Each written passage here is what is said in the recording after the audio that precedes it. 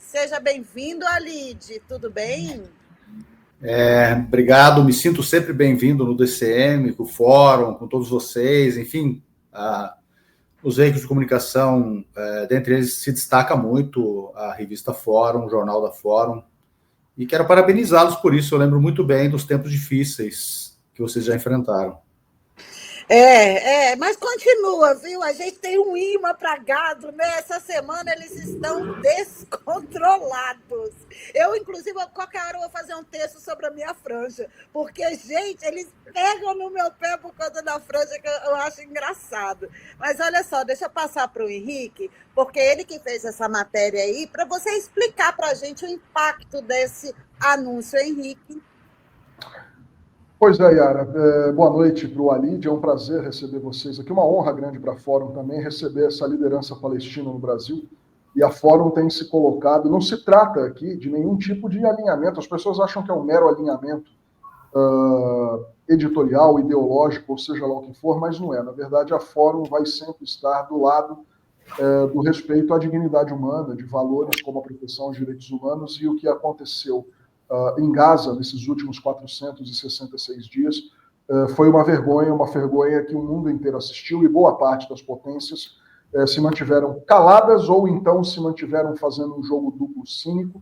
Então a Fórum vem denunciando desde o primeiro momento tudo o que aconteceu. A Fórum não deixou em nenhum momento de dar os ataques também que o Hamas realizou contra o território israelense. Nós noticiamos tudo, só que nós tentamos mostrar as coisas do ponto de vista da proporcionalidade e de o quanto isso trouxe de impacto para os envolvidos nessa questão árabe-israelense. O Alide, muito provavelmente, aqui em Portugal agora, 21 horas e 30 minutos, 9h30, lá no Catar, provavelmente já são 11h30 da noite. Eu não vi agora, porque eu estou no jornal 1h30 aqui, mas eu passei a tarde inteira acompanhando e ia ter o comunicado oficial agora à noite do primeiro-ministro Qatari confirmando o início, né, enfim, o acordo, a última palavra e a formalização desse acordo de cessar-fogo entre Israel e o Hamas no que diz respeito à questão de Gaza. Aí, a partir daí, toda a imprensa do mundo árabe e também a imprensa em hebraico do Estado de Israel, todos passaram a trazer aí alguns detalhes sobre como a coisa vai funcionar. Aliás, você que tiver alguma dúvida, a matéria está lá no nosso portal, na submanchete. Vocês podem entrar para dar uma olhada nos detalhes. Eu não vou entrar nisso agora, eu vou conversar ainda com a Alide. Mas, assim, finalmente parece que saiu um acordo. A situação lá é uma situação horrorosa diante de tudo que aconteceu nesse mais de um ano. Mas eu queria te ouvir um pouco a respeito disso, saber se aqueles números que estão lá falando a respeito de devolução de reféns e de entrega de prisioneiros palestinos, se é isso mesmo, a tua expectativa diante desse acordo. Ele ainda vai depender de uma segunda fase. Enfim, eu queria te ouvir como liderança palestina, Walid. Obrigado, Henrique. É um prazer novamente estarmos falando novamente. Bem, primeiro de tudo, é uma minuta que vem vazando desde ontem, né? Com basicamente as mesmas informações. Nós estamos, por enquanto, falando de mediadores que anunciam que há alguma coisa praticamente certa e coisas do tipo. As partes envolvidas, ou notadamente quem deve parar o fogo, porque o cessar-fogo, neste caso, deve paralisar a máquina de genocidária de Israel e não qualquer outra coisa, depende de esta parte dizer que concorda com os termos que estão aí circulando, como minuta. Então, me parece que a palavra final depende disso, um anúncio definitivo depende disso. Quanto ao acordo em si, ele tem algumas coisas curiosas. Uma delas, não lembro se na nossa conversa de poucos dias atrás comentamos disso, mas ele fala, por exemplo, em troca de prisioneiros. Claro que o Trump, o Biden, o Ocidente e Israel falam que os palestinos têm em seu poder reféns. Eles não têm sequestrados e reféns, eles têm prisioneiros. Haveria uma troca de prisioneiros com de posse dos palestinos e haveria, em troca, libertação de prisioneiros palestinos. Fala-se em libertação de até 1.000 prisioneiros da faixa de Gaza e centenas de prisioneiros condenados à prisão perpétua e longas penas. Não diz quais são. Então, por exemplo, o principal preso palestino, Marwan el-Barghouti, o único que tem condições de liderar um governo de unidade nacional, participar de eleições, vencê-las contra qualquer adversário, não há notícia de sua libertação. Segundo aspecto, nós temos, esse é um número de ontem, tá? 18.000, anteontem, perdão, ele não mudou. 18.700 palestinos sequestrados desde o dia 7 de outubro de 2023. Então, Israel sequestrou palestinos em quantidades industriais para libertá-los agora em troca de alguns aprisionados seus. Destes, 6.600, é um número redondo porque não é tão preciso, mas é muito perto disso, foram sequestrados em Gaza. 12.100 na Cisjordânia. Portanto, há uma ação concatenada, concreta, de Israel neste particular. É evidente, não podemos ser hipócritas nisso, é evidente que não há nada que se possa fazer sem um cessar-fogo. O cessar-fogo paralisa a matança, a maior matança de civis, crianças e mulheres da história dos genocídios em qualquer comparação proporcional. Eu vou repetir aqui um número que é assustador. 9.000, eu vou dar um número preciso, inclusive, 9.890 crianças exterminadas nestes 467 dias de extermínio por milhão de habitantes em Gaza. Durante a Segunda Guerra Mundial, que durou 6 anos, foram 2.813. 3,5 vezes mais agora, Biden e Netanyahu exterminaram de crianças palestinas por milhão em Gaza do que por milhão no período hitleriano. Então é evidente que nós precisamos de um cessar-fogo. Mas não basta um cessar-fogo. É preciso retirada completa de tudo, de todas as forças israelenses que ocupam o território. O que mais? Imaginemos, Yara e Henrique, cessar fogo para voltar ao status quo ante, em que Gaza estava bloqueada, em que 300 metros do território palestino de Gaza para dentro era a área de segurança dominada por Israel e em que qualquer palestino que pisasse era fuzilado e morto. O racionamento do ingresso de alimentos restrito por Israel e por seu controle, a quantidade de calorias mínima para a sobrevivência humana. Continuar os palestinos sem poder fazer tratamentos complexos no exterior, 5% dos pedidos são autorizados, ou eram autorizados até 7 de outubro de 2023.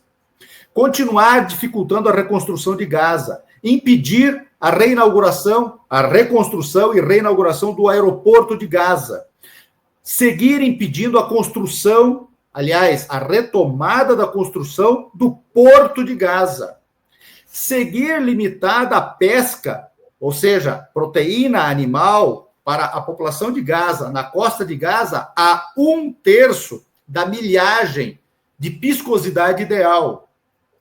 Isso tudo vai prosseguir? Cessar fogo para voltar ao status quo ante, com Israel exigindo que a linha de desescalada, essa que é de 300 metros, que eles consideram área de segurança, seja de 1,5 km, que é o que eles estão exigindo agora?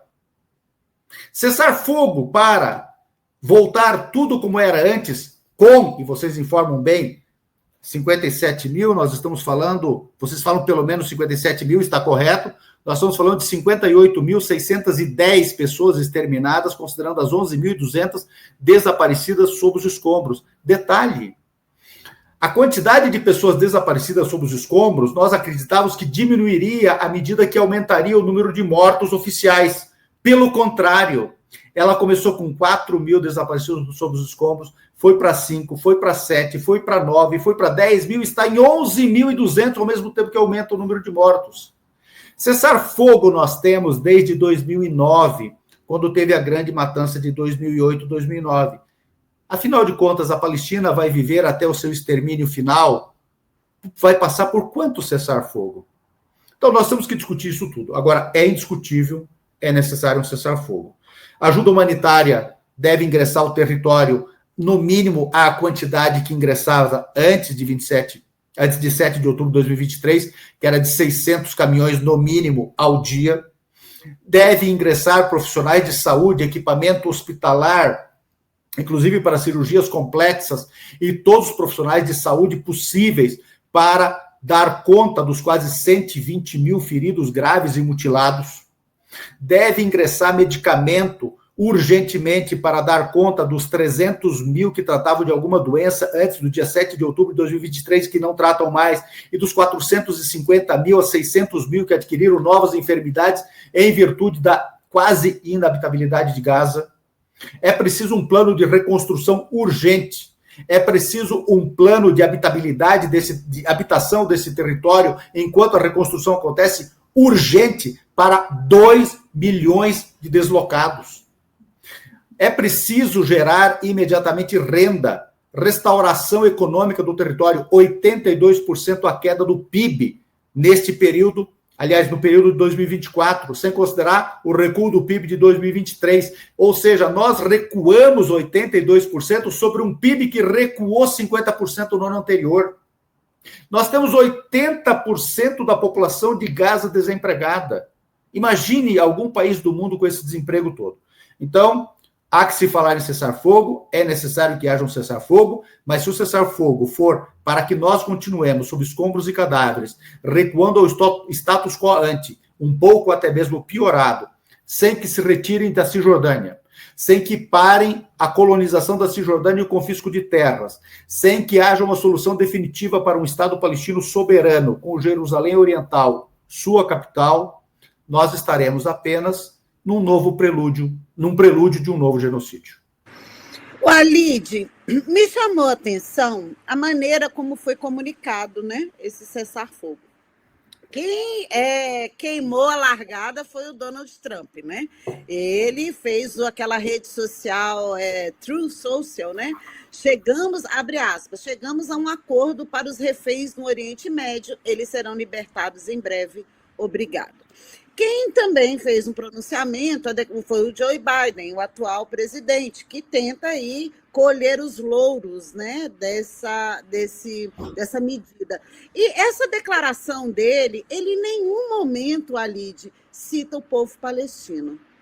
É como se, eu tenho a impressão de que é como se invisibilizasse esse povo. Então, eu queria o seu olhar sobre essa questão na política estadunidense e às vésperas de uma nova era Trump, dessa questão palestina. Mas antes, deixa eu trazer alguns comentários da nossa audiência aqui. Olha, o Giovanni, viva a resistência palestina e toda a honra aos mártires. Agora, cessar fogo, depois fim do bloqueio, depois fim do apartheid, depois fim da ocupação ilegal e, finalmente, Palestina livre do rio ao mar. Obrigada. Aqui, o João Batista nos parabeniza por entrevistar o grande cientista da vida palestina, presidente da FEPAL, Walid Rabah. O Free Spirit também te parabeniza pela luta palestina livre.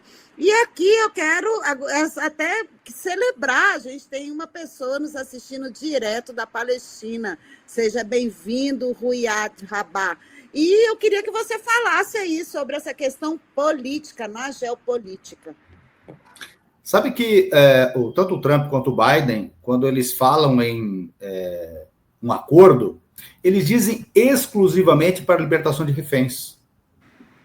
O Biden fez questão de fazer vazar duas coisas antes dele publicar nas suas redes sociais essa declaração.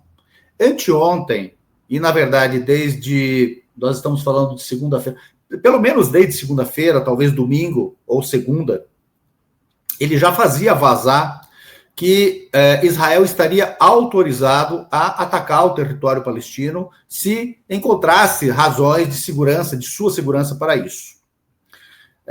E também fez vazar que continua comprometido com a segurança de Israel na Cisjordânia e continua comprometido com a colonização da Cisjordânia. Ou seja, Ele não disse isso, mas fez vazar isso, o Trump. O Biden está encerrando o seu mandato, fora, eventualmente, o Hitler e alguns outros poucos aí da história. Ele é o único que passa 1/3 do seu período no poder, 1/3 comandando o genocídio. O Joe Biden. 1/3 do mandato dele, ele gastou fazendo o quê? Coordenando o genocídio, impedindo que as minutas do Brasil, quando presidia o Conselho de Segurança como membro rotativo, fossem aprovadas. Ele boicotou todas as minutas ainda em outubro, novembro de 2023. Nós não teríamos essa destruição se na época tivesse sido aprovado. Seguiu bloqueando a totalidade das iniciativas de cessar-fogo até 28 de março do ano passado, quando foi aprovado um cessar-fogo incondicional, sem o voto dos Estados Unidos, mas, por outro lado, sem o veto, se absteve, e de lá para cá foram exterminadas mais ou menos mais 25 mil pessoas, com armas dos Estados Unidos, munições dos Estados Unidos, apoio político e diplomático dos Estados Unidos, sistemas dos Estados Unidos, e mais do que isso, depois mandou militares estadunidenses para comandar o sistema antiaéreo de defesa de mísseis, implantado pelos Estados Unidos, o novo sistema em Israel, porque os operadores israelenses não davam conta disso. Então, quanto ao Trump ainda. Aliás, você fez uma questão da invisibilização dos palestinos. A Declaração Balfour, de 1917, em que os britânicos prometem a Palestina para os eurojudeus, em nenhum momento a Palestina ou o povo palestino é citado. Em San Remo, em 1920, quando o mapa para o Oriente Médio é decidido, e é decidido pelas potências vencedoras da Primeira Guerra Mundial, que a Palestina será judaizada, uma só vez o povo palestino é citado. Em 1922, quando o mandato da Palestina para que os britânicos judaizassem a Palestina acontecesse, em 28 artigos, nenhum deles cita o povo palestino. O preâmbulo fala em direito do povo judeu à Palestina e que aquele mandato era para implementar a Declaração Balfour, e os 11 primeiros artigos do mandato da Palestina são a primeira textualização da história em que o direito internacional admite um texto que desenha um genocídio e uma limpeza étnica e sua substituição por um outro povo estrangeiro. 11 artigos. Desenham como se realizará a limpeza étnica na Palestina, como se realizará a colonização, cita a Organização Sionista Mundial para administrar o território juntamente com os britânicos. E o que o Biden está dizendo? Aliás, o que o Trump está dizendo? Ele falou hoje, pode ter passado despercebido de alguns, que ele vai alargar aquilo que ele chama dos acordos de Abraão. Quer dizer, pressionar que outros estados árabes e da região normalizem com Israel, sem exigir o que a Liga Árabe sempre exigiu: um Estado palestino independente em troca da normalização. Ele vai continuar dizendo, porque ele já disse isso no seu primeiro mandato, que os palestinos não têm direito ao subsolo sequer, sem coordená-lo com Israel. Os acordos de Abraão e aquele acordo sugerido para um status palestino final por Trump, dizia que os palestinos não teriam direito ao exército, a segurança da Palestina seria garantida por Israel, razão pela qual o exército israelense poderia continuar ocupando a Cisjordânia. Ele disse também, naquele momento, uma coisa que fora de norma, que as relações exteriores do eventual futuro Estado palestino só poderiam acontecer com países que Israel permitisse. Inclusive, aqueles estados que, porventura, Israel viesse a ter problema e rompesse com eles, o futuro eventual Estado palestino, desse jeito que o Trump queria, deveria também romper. O Estado palestino não teria direito à soberania aérea, portanto, não teria soberania sobre aeroportos, não teria soberania marítima, não teria soberania terrestre, portanto, nenhuma das alfândegas ou imigrações seria comandada pelos palestinos. O direito de retorno dos refugiados seria cancelado, a resolução 194 deveria ser revogada. Naquele momento, ele cancelou a ajuda estadunidense à UNRWA, Agência Especial da ONU para os Refugiados Palestinos do Oriente Médio, e forçou outros países que cortassem ajuda para que a ONU não possa mais assistir os palestinos, eles percam a condição de refugiados e de subsistência como refugiados, aguardando o retorno, e, por fim, ele determinou que houvesse pressão sobre os países que abrigam os refugiados para obrigá-los a aceitarem a cidadania desses países, quer dizer, cidadania libanesa, síria e jordaniana, onde especialmente estão os refugiados palestinos, e que, se não a aceitassem, deveriam sair destes países. É isso que aguarda os palestinos sob Trump. É doloroso dizer isso? É. Fazer festa para genocídio por causa de um cessar-fogo não é inteligente.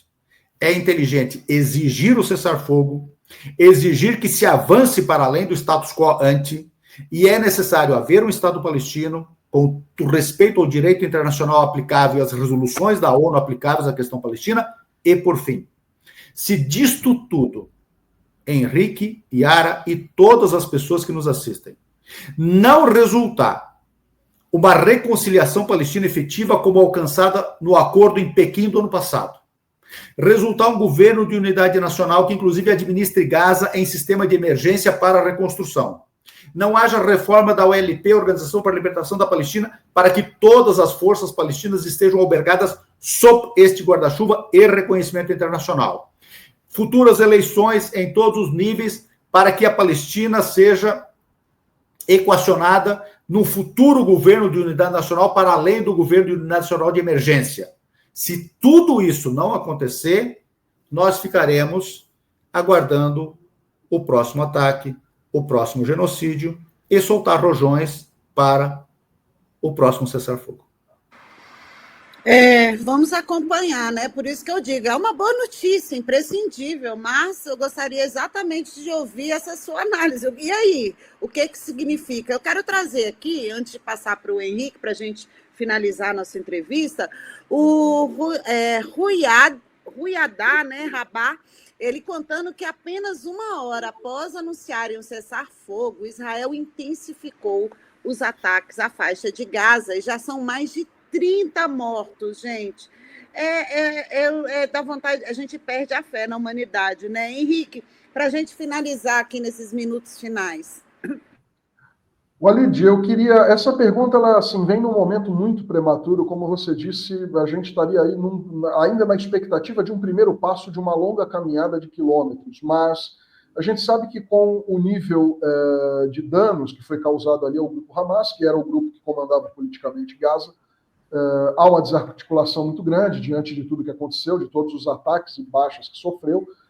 Também eu acredito que haja ali muitas mudanças dentro da população palestina em relação ao que eles, nesse momento, agora desejam em termos de política doméstica, no primeiro momento.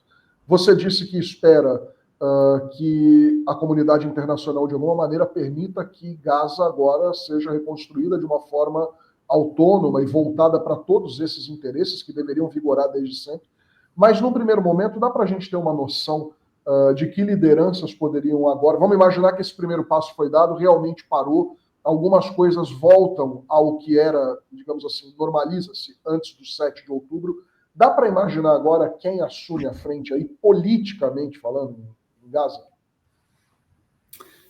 Eu não tenho condições de responder a isso. Tenho me comportado como alguém que se recusa a substituir a vontade dos palestinos que vivem na Palestina. A Ruaida Rabá, que é uma das minhas irmãs, ela que escreve, ela reside na Cisjordânia desde 99, é nascida no Brasil, tal qual eu, meus demais irmãos e irmãs, aliás, uma outra irmã. Então, eles é que têm mais condições de decidir isso. A gente acredita que é preciso haver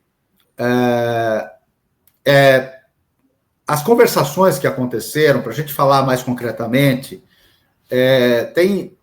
tem sido no sentido de tanto Al-Fatah quanto Hamas e outras forças mais do campo da OLP e a Jihad Islâmica, que também não integra a OLP, de haver um governo de técnicos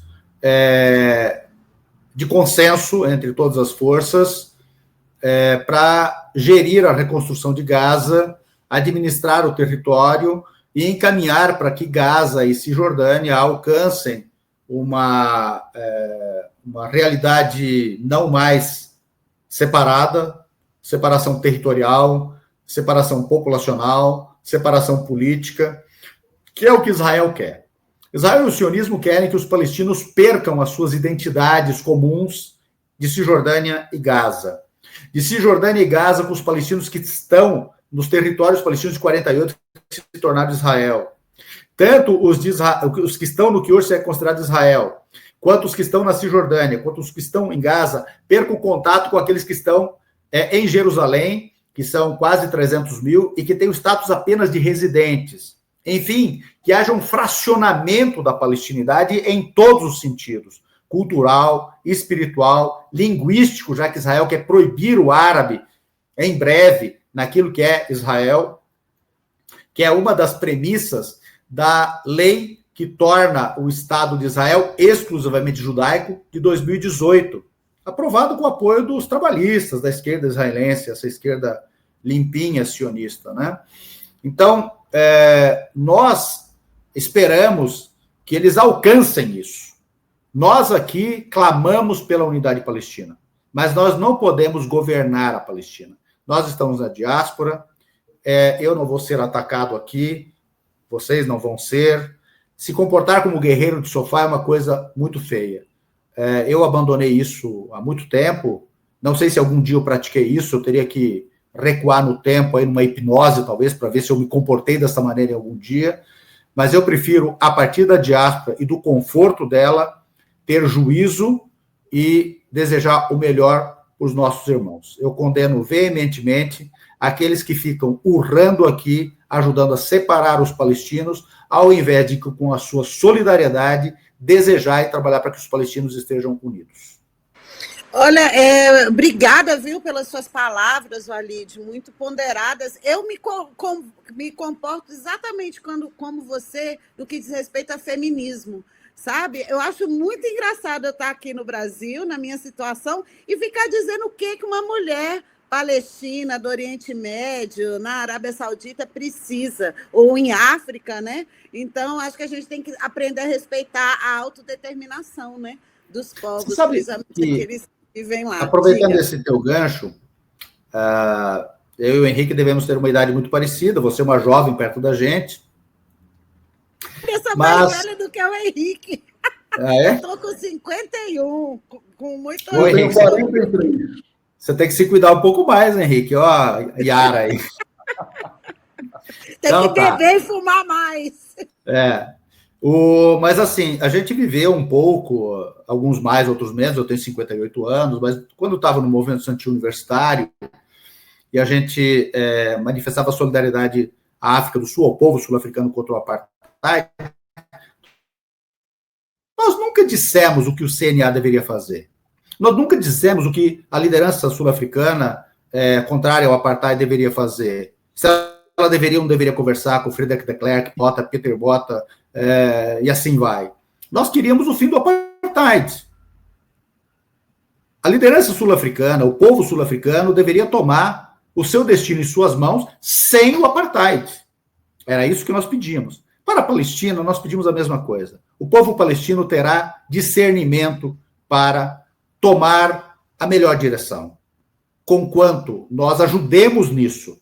E eu espero que o povo palestino saiba encontrar a concórdia e aquilo que a gente chama de reconciliação nacional. Isso é importante, fundamental. Sensacional, Walid. Olha, conte conosco aqui, viu? Palestina Livre. Obrigada aqui pela sua presença. Volte sempre. Espero que com boas e alvissareiras notícias lá da Palestina, né? Obrigado, obrigado, gente. Walid, mais uma vez aí por ter participado com a gente. Obrigado por esse fantástico jornalismo, comunicação de verdade que vocês fazem e continuem sendo acusados de serem parciais em relação à Palestina. Pior é a Globo, que é parcial com o genocídio. Isso, eu sou parcial para tanta coisa, para a classe trabalhadora Ixi, pode me acusar. Eu visto a camisa feliz. Obrigada. Neutro é só shampoo de bebê, né, Yara? Neutro, só shampoo de bebê. Isso aí, nem ele, viu? Porque nem ele. Beijo, viu, Alide? Tchau, gente. Beijão para Tomara que dê vocês. certo. Tchau, tchau.